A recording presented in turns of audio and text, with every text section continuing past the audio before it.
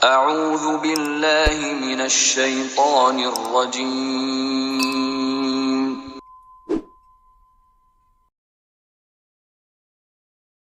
بسم اللہ الرحمن الرحیم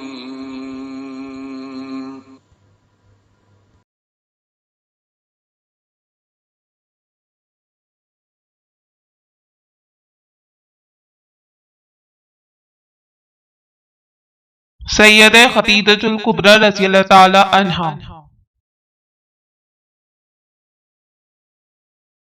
روئے زمین پر سب سے پہلے نبوت محمدی صلی اللہ علیہ وآلہ وسلم کی تصدیق کرنے والی ہستی، جس نے فہم و فراست، تدبر و حکمت، ایثار و خدمت اور دل سوزی کے ایسے روشن مینار قائم کیے جن کی نورانی شعاؤں سے رہتی دنیا تک پوری انسانیت جگمگاتی رہے گی۔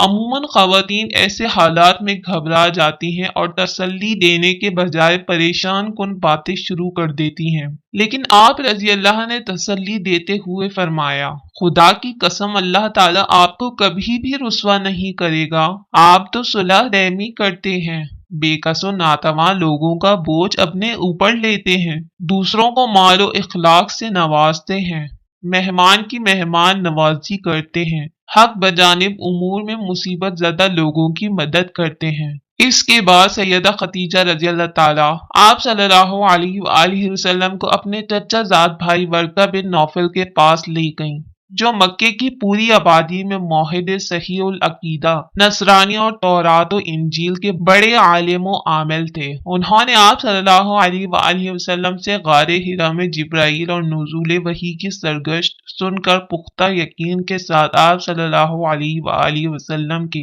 نبی ہونے کی بات کہی تو آپ رضی اللہ نے فوراً اسلام قبول کر لیا۔ پوری امت میں سیدہ خدیجہ رضی اللہ سب سے پہلے آپ صلی اللہ علیہ وآلہ وسلم کے برحق نبی ہونے کی تصدیق کرنے والی ہیں۔ حضرت خدیجہ رضی اللہ تعالیٰ دنیا کی بہترین عورت ہیں۔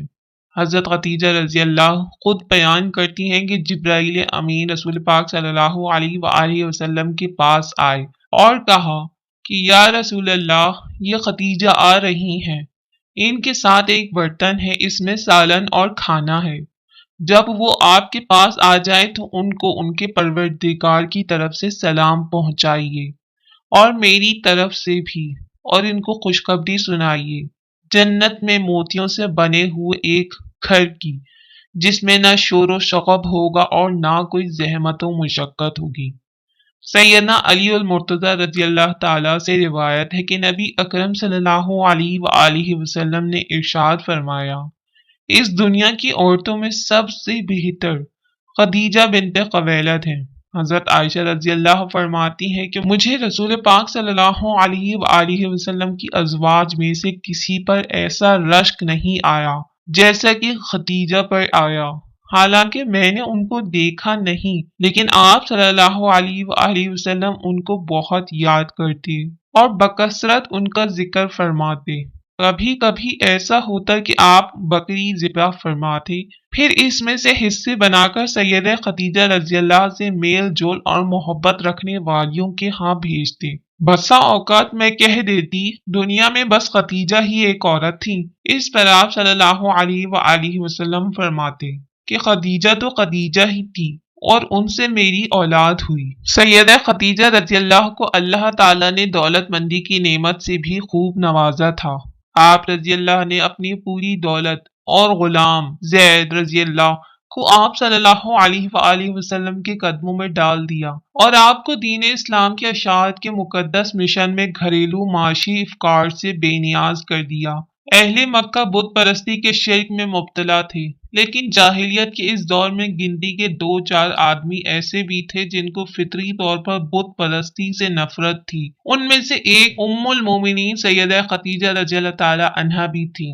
نبوت کے 7ویں سال مشرکین مکہ نے نبی اکرم صلی اللہ علیہ وآلہ وسلم کی دعوت اسلام کو روکنے کی ہر طرح کی ہتھ کنڈے استعمال کیے، یہاں تک کہ انہوں نے آپ صلی اللہ علیہ وآلہ وسلم کا اور آپ کے خاندان بنو ہاشم کے ان تمام لوگوں کا بھی جنہوں نے اگرچہ آپ صلی اللہ علیہ وآلہ وسلم کی دعوت اسلام کو قبول نہیں کیا تھا، لیکن نسبی اور قرابتی تعلق کی وجہ سے آپ کی کسی درجے میں حمایت کرتے تھے، سوشل بائیکاٹ کرنے کا فیصلہ کیا، اور آپ کے وہ قریبی رشتہ دار بھی شعیب ابی طالب میں محصور کر دیے گئے، کھانے پینے اور بنیادی ضروریات سے محروم کر دیا گیا۔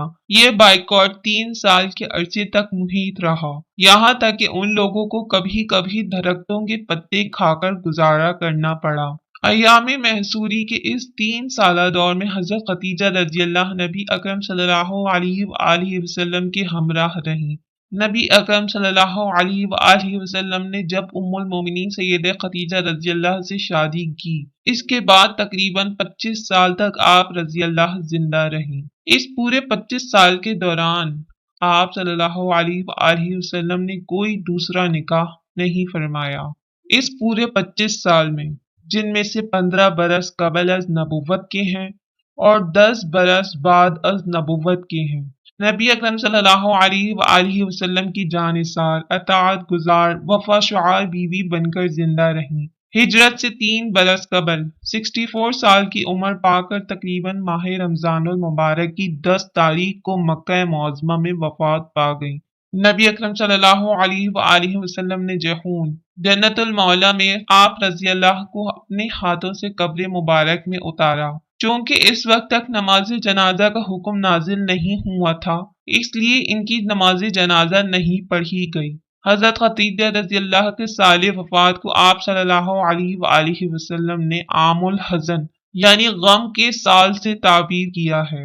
حضرت خدیجہ رضی اللہ سے جو اولاد ہوئی، اس کی مختصر طور پر تفصیل یہ ہے۔ حضرت خدیجہ رضی اللہ کے پہلے شوہر ابو حالہ سے حالہ، طاہر اور ہند پیدا ہوئے۔ یہ تینوں بھائی رسول پاک صلی اللہ علیہ وآلہ وسلم کے صحابی ہیں۔ حالہ بنت خدیجہ کا ذکر صحیح بخاری میں بھی آیا ہے۔ طاہر کو رسول پاک صلی اللہ علیہ وآلہ وسلم نے ایک ربع یمن کا حاکم مقرر کیا تھا، اور آپ صلی اللہ علیہ وآلہ وسلم کے وصال تک یہ بدستور وہاں کے حکمران رہے۔ ہند رسول پاک صلی اللہ علیہ وآلہ وسلم کے ربیب اور پروردہ تھے۔ یہ جنگ جمل میں حضرت علی رضی اللہ کے طرفدار تھے اور اس جنگ میں شہید ہوئے۔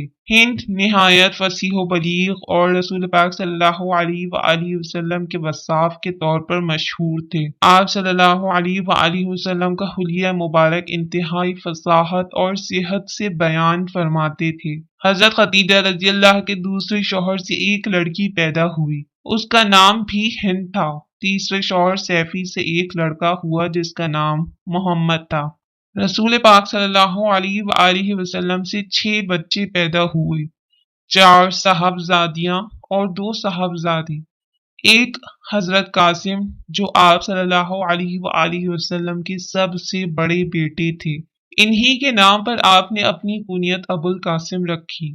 قاسم صغر سنی میں مکہ مکرمہ میں فوت ہو گئے تھے۔ دوسری اولاد حضرت زینب تھی۔ تیسرے حضرت عبداللہ تھے جو زمانہ نبوت میں پیدا ہوئے اور طیب اور طاہر کے لقب سے مشہور ہوئے۔ انہوں نے بھی بہت کم عمر پائی۔ چوتھی حضرت رقیہ اور 5ویں حضرت ام کلثوم تھی۔ حضرت خدیجہ رضی اللہ سے رسول پاک صلی اللہ علیہ وآلہ وسلم کی سب سے چھوٹی صاحبزادی حضرت فاطمہ الزہرا تھی، جن کے فضائل و مناقب احادیث کی کتابوں میں مذکور ہیں، اور جنہیں یہ شرف حاصل ہے کہ ان سے آپ صلی اللہ علیہ وآلہ وسلم کا سلسلہ نسل چلا اور دنیا میں پھیلا۔ اللہ تعالی ہمیں امہات المومنین رضی اللہ تعالی عنہ جیسی پاکیزہ کردار والی خواتین کے کردار کی پاکیزگی عطا فرمائے، اور ہمارے مسلم معاشرے کی خواتین کو ان جیسا طرز زندگی گزارنے کی توفیق دے۔ آمین یا رب العالمین۔ رضی اللہ عنہم ورضوا عنہ، اللہ ان سے راضی اور وہ اس سے راضی۔ صدق اللہ العظیم۔